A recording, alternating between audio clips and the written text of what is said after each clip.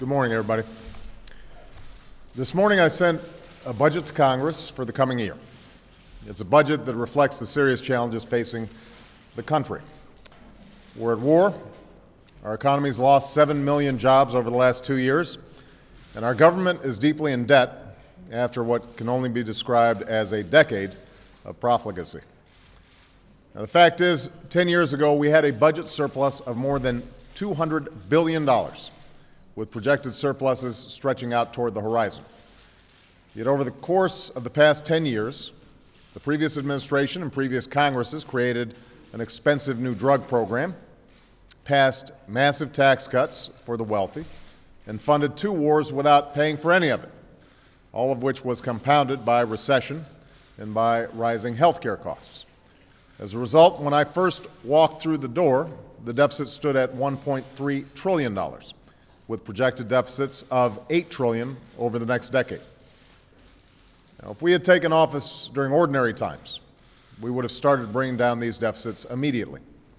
But 1 year ago, our country was in crisis. We were losing nearly 700,000 jobs each month. The economy was in a free fall, and the financial system was near collapse. Many feared another Great Depression. So we initiated a rescue, and that rescue was not without significant costs.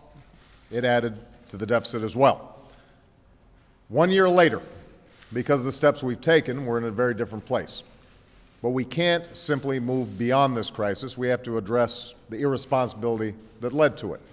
And that includes the failure to rein in spending as well as reliance on borrowing, from Wall Street to Washington to Main Street, to fuel our growth. That's what we have to change. We have to do what families across America are doing: save where we can so that we can afford what we need. Now, I think it's very important to understand, we won't be able to bring down this deficit overnight, given that the recovery is still taking hold and families across the country still need help.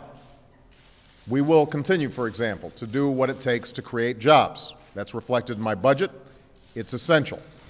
The budget includes new tax cuts for people who invest in small businesses, tax credits for small businesses that hire new workers, investments that will create jobs repairing roads and bridges, and tax breaks for retrofitting homes to save energy. We also continue to lay a new foundation for lasting growth, which is essential as well. Just as it would be a terrible mistake to borrow against our children's future to pay our way today, it would be equally wrong to neglect their future by failing to invest in areas that will determine our economic success in this new century. That's why we build on the largest investment in clean energy in history, as well as increase investment in scientific research, so that we are fostering the industries and jobs of the future right here in America. That's why I've proposed a more than 6% increase in funding for the Education Department. And this funding is tied to reforms that raise student achievement, inspire students to excel in math and science, and turn around failing schools, which consign too many young people to a lesser future. Because in the 21st century, there is no better anti-poverty program than a world-class education. And that's why we eliminate a wasteful subsidy to banks that lend to college students and use that money to revitalize community colleges and make college more affordable. This will help us reach the goal I've set for America. By 2020, we will once again have the highest proportion of college graduates in the world. These are the investments we must make to create jobs and opportunity now and in the future. And in a departure from the way business has been done in Washington, we actually show how we pay for these investments while putting our country on a more fiscally sustainable path. I've proposed a freeze in government spending for 3 years. This won't apply to the benefits folks get through Social Security, Medicaid, or Medicare, and it won't apply to our national security, including benefits for veterans. But it will apply to all other discretionary government programs. And we're not simply photocopying last year's budget. Freezing spending does not mean we won't cut what doesn't work to pay for what does.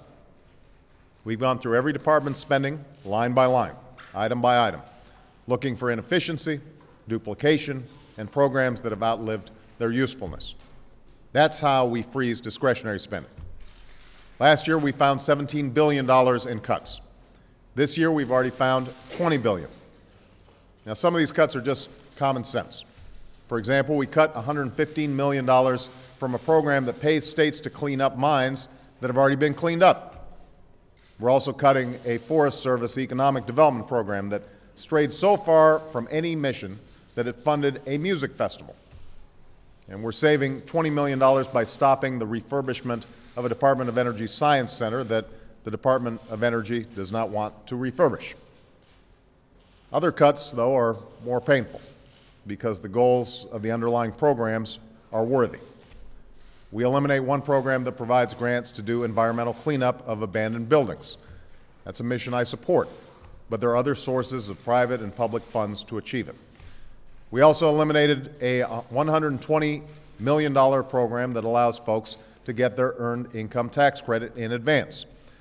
I am a big supporter of the earned income tax credit. The problem is 80% of people who got this advance didn't comply with one or more of the program's requirements. So I'm willing to reduce waste in programs I care about, and I'm asking members of Congress to do the same.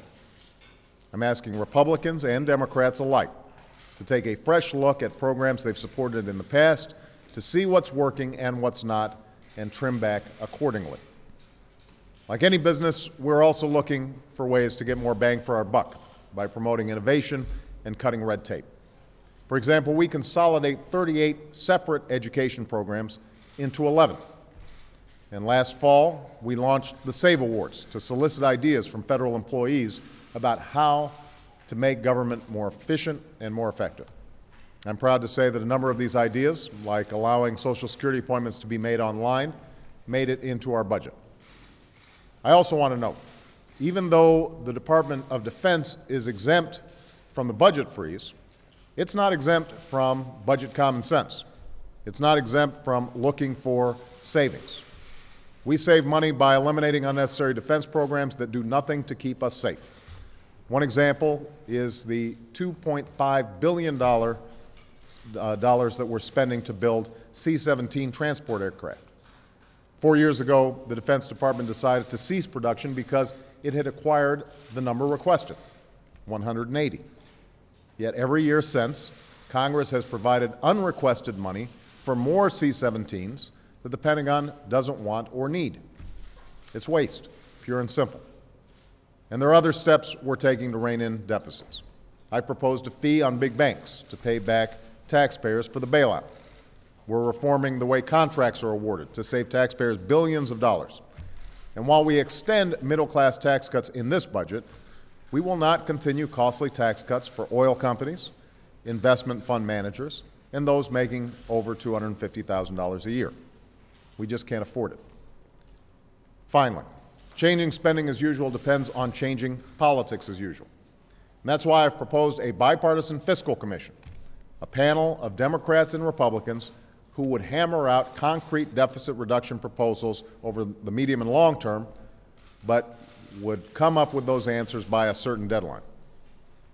I should point out, by the way, that is an idea that had strong bipartisan support, was originally introduced by Senators Gregg on the Republican side and Conrad on the Democratic side, had a lot of Republican co-sponsors to the idea. I hope that despite the fact that it got voted down in the Senate, that both the Republican leader, Mitch McConnell, and the Republican leader in the House, John Boehner, go ahead and fully embrace what has been a bipartisan idea to get our arms around this budget. That's also why we're restoring pay-as-you-go, a simple rule that says Congress can't spend a dime without cutting a dime elsewhere. This rule helped lead to the budget surpluses of the 1990s, and it's one of the most important steps we can take to restore fiscal discipline in Washington. You can read more about the budget at budget.gov. Very easy to remember, budget.gov. But the bottom line is this: we simply cannot continue to spend as if deficits don't have consequences, as if waste doesn't matter, as if the hard-earned tax dollars of the American people can be treated like monopoly money, as if we can ignore this challenge for another generation. We can't. In order to meet this challenge, I welcome any idea from Democrats and Republicans. What I will not welcome, what I reject, is the same old grandstanding when the cameras are on and the same irresponsible budget policies when the cameras are off. It's time to hold Washington to the same standards families and businesses hold themselves.